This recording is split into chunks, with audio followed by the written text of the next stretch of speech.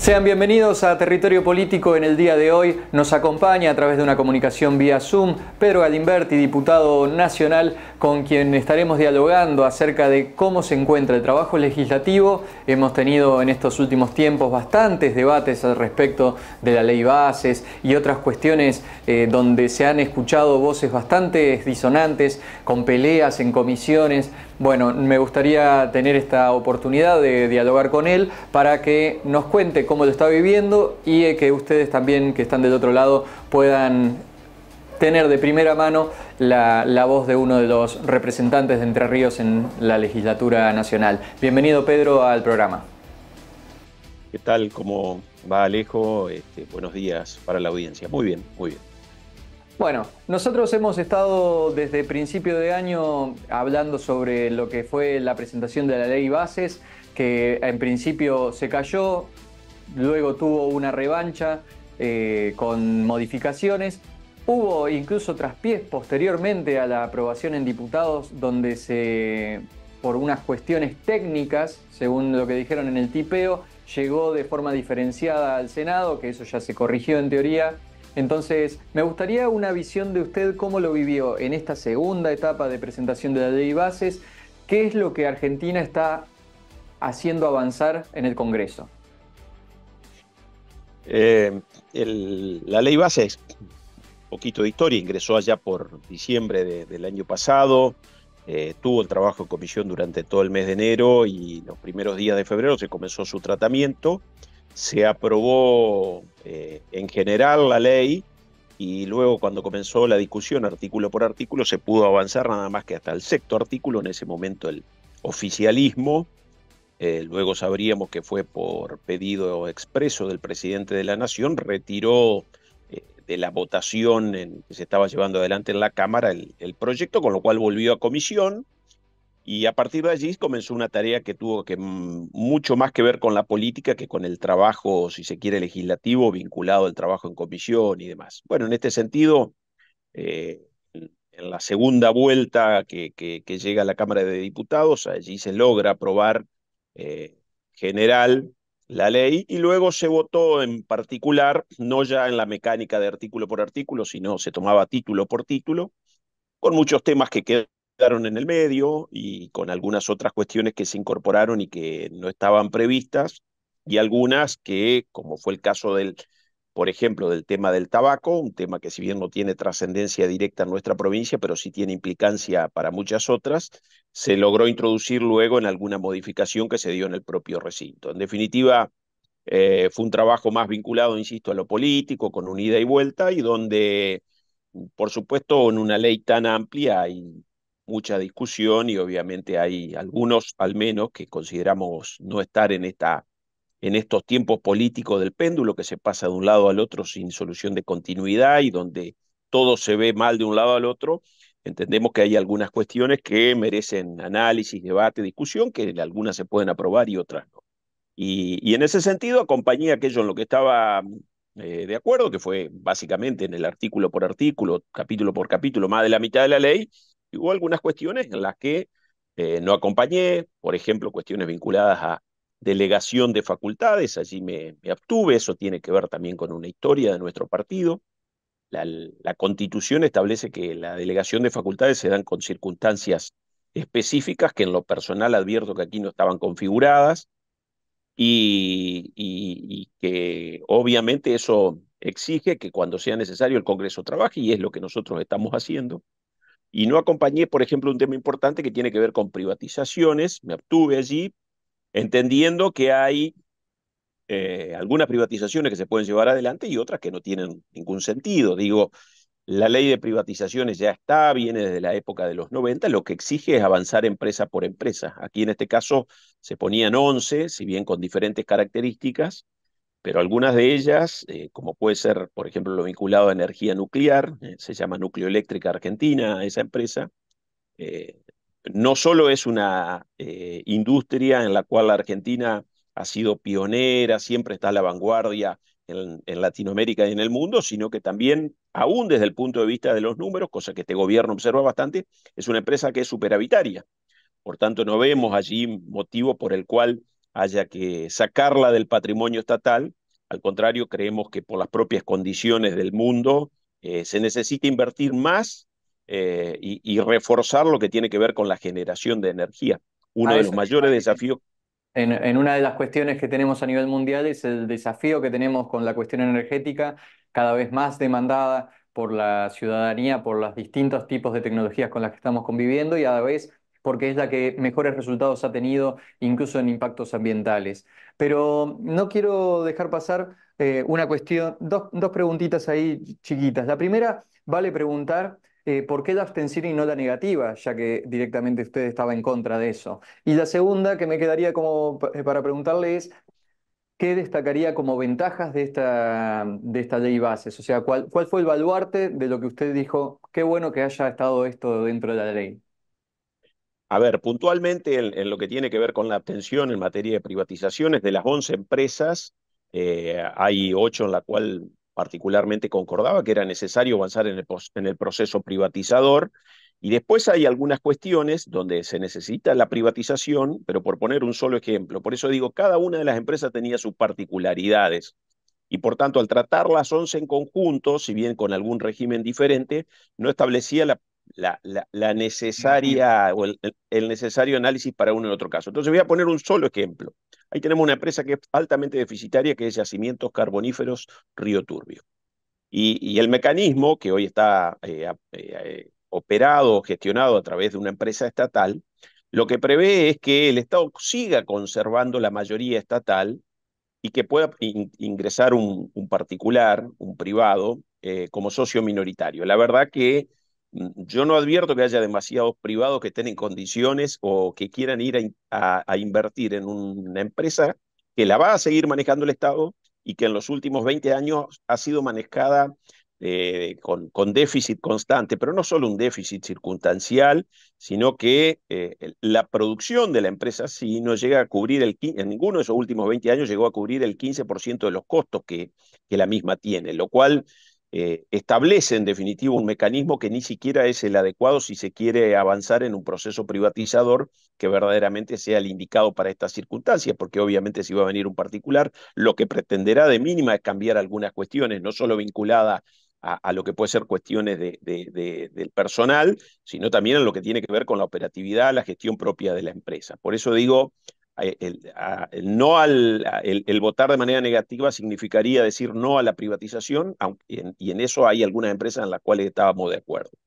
Y puntualmente, insisto, las empresas debieran haberse tratado una por una, que es el mecanismo indicado para avanzar en un proceso privatizador serio, si es que el mismo es necesario.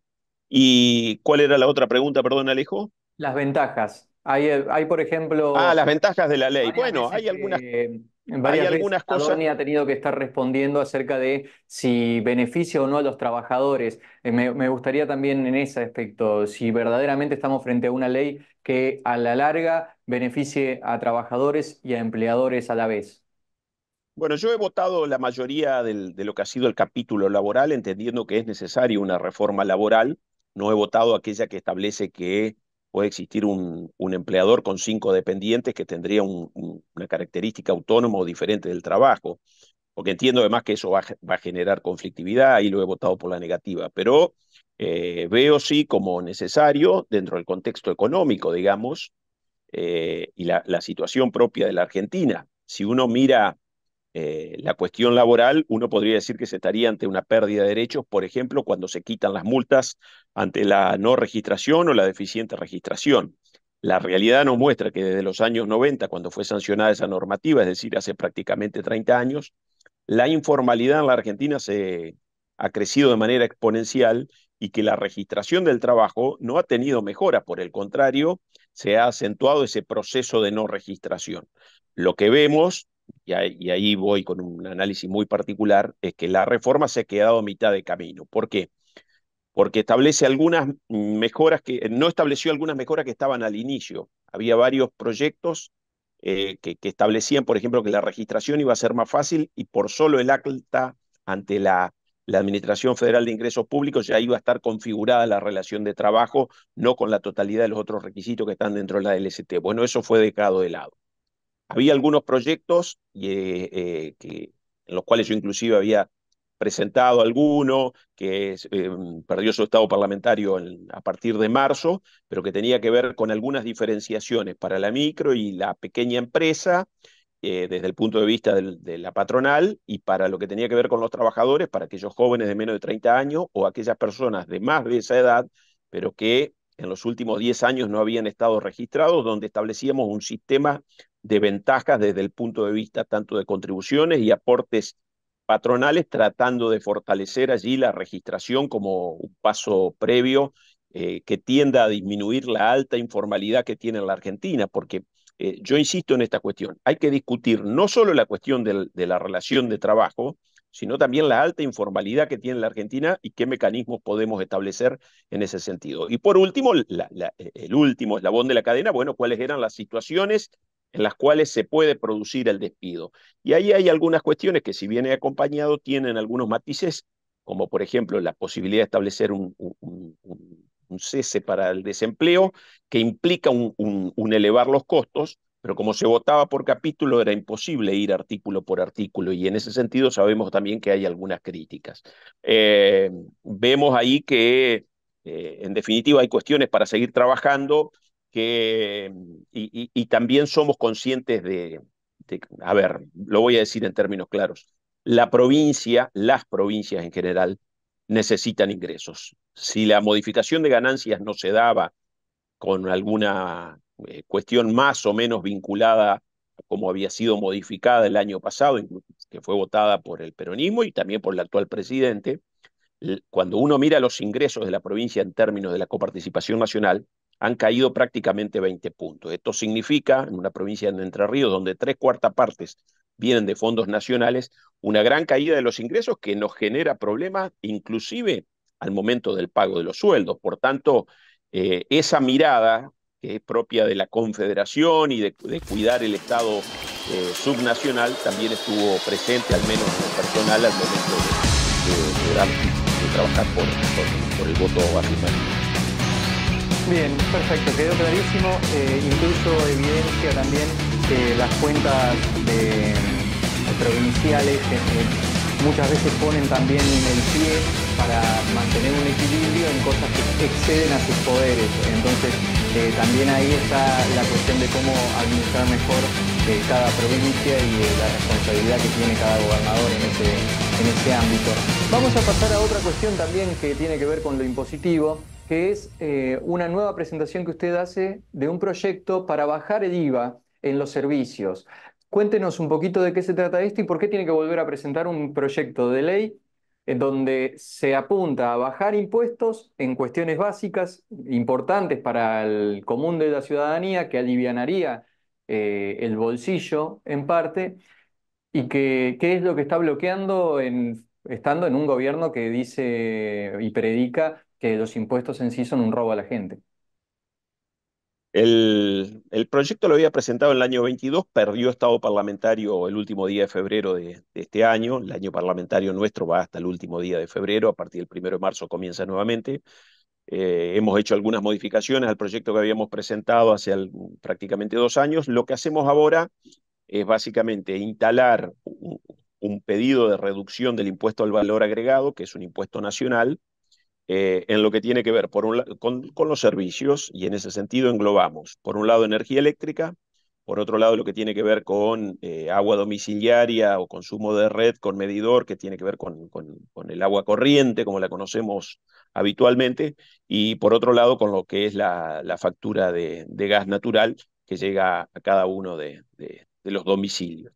En este sentido, para explicarlo en pocas palabras, propuesto una reducción que cualquiera de los vecinos, si ve, se encontrará que en alguna de esas facturas se termina cobrando, por ejemplo, el 27% de IVA para algunos emprendimientos. Ahí nosotros hacemos una diferenciación. Por un lado, con lo que tiene que ver con una actividad económica, puede ser una actividad comercial, una actividad industrial, donde proponemos que la alícuota se baje del 27 al 21%. Y por otro lado, cuando se trata de básicamente la vivienda, eventualmente puede ser también para algún lote que esté baldío aún, la reducción que venga hasta el 10,5%. Las diferencias están dadas, por un lado, en la posibilidad de recupero que tiene cualquier actividad económica, comercial, de prestación de servicios, eventualmente industrial, diferente absolutamente a lo que tiene que ver con, por ejemplo, la casa de familia de cada uno de nosotros. A partir de eso hacemos esa diferenciación. Entendemos que es un proyecto realizable, que además va en línea con algo que se viene poniendo de alguna manera en tela de juicio, no solo en lo que es el costo en sí de los servicios, sea la energía eléctrica, el gas, el propio servicio de agua corriente, sino también en la incorporación de componentes tributarios donde ingresa allí esto del IVA que estoy planteando, donde en el caso de la provincia de Entre Ríos teníamos, y está suspendido actualmente, el Fondo de Desarrollo Energético, lo había suspendido en el último año de su gobierno el gobernador Bordet, lo ha continuado el gobernador Frigerio para este año, pero que en realidad esa normativa sigue vigente, que es un fondo que apunta a la infraestructura del desarrollo energético, en ese caso lo que tiene que ver mucho con lo que es el tendido de la red de gas en la provincia de Entre Ríos, y después lo que tiene que ver con cada, con cada uno de los municipios, donde por lo general, cuando se ve, por ejemplo, en materia de energía eléctrica, los vecinos encuentran que hay dos cosas. Un 869 que se paga, eso tiene que ver con lo que ha sido el proceso hace muchos años de la concesión de la cuestión de energía eléctrica, donde se sacó el ingreso bruto para que no lo pague la empresa y lo está pagando quien recibe el servicio, y por otro lado lo que se conoce como la tasa de alumbrado, y donde ahí hay municipios que están en diferentes montos, algunos en el 16, otros en el 14, otros que han reducido. Yo puedo contar alguna experiencia de lo que es mi ciudad, que están en el 8, en el 10 o en el 12, que en definitiva lo que marca es que ese componente impositivo, que termina siendo prácticamente un tercio de la factura de la energía eléctrica, puede tener también alguna mejora. Y en un contexto donde se eleva el costo de la energía, donde el Estado Nacional está tratando de restablecer determinados montos en los que son las tarifas de servicios referente al costo de esos mismos servicios, nosotros Alivian la creemos carga. que la reducción impositiva va a terminar de alguna manera morigerando, pero buena parte de lo que es ese incremento que se está disponiendo, ¿no? ¿Cree que va a poder prosperar esto? Porque así como la ley base necesitó de negociaciones políticas para poder encontrar acuerdos y poder avanzar, ¿de qué manera se encuentran esas negociaciones por este proyecto? Me parece que hay un poco más de buen clima, para decirlo de alguna manera, en relación a lo que habían sido los años anteriores. Vos por allí si has mención que este gobierno ha dicho que hay que tratar de bajar los impuestos, más allá de que en los hechos después algunos han aumentado, pero advierto que hay una posibilidad de avanzar en el tratamiento, porque todos advertimos además la reducción del poder adquisitivo que ha tenido el bolsillo de los argentinos. Última pregunta, Pedro Galimberti, diputado nacional, gracias por este espacio con el que hemos estado compartiendo. Quiero hablar sobre la presentación de Ariel Lijo como por parte del Gobierno Nacional para que ocupe la banca que falta dentro de la Corte Suprema. ¿Cómo ha visto esto? Hemos encontrado muchos ecos en formato negativo frente a esta figura tan controversial. ¿Y por qué considera usted que se están haciendo oídos sordos a ese tipo de críticas? Bueno, el gobierno ha propuesto en realidad a dos personas, ¿no? Para integrar la Corte. Por un lado, allí una de las críticas, las primeras que se le han hecho, tiene que ver con la necesidad de integrar mujeres al máximo Tribunal de Justicia de la Argentina. Eso no ha acontecido con estos dos nombramientos. Está allí tanto el juez Lijo, Ariel Lijo, como también el doctor García Mansilla. Son las dos propuestas que ha elevado el Poder Ejecutivo Nacional a la Cámara de Senadores de la Nación. En lo personal, junto a tres diputados más del bloque, que son Fernando Carvajal de Formosa, Manuel Aguirre de Corrientes y Marcela Colli de La Pampa, hemos presentado una objeción.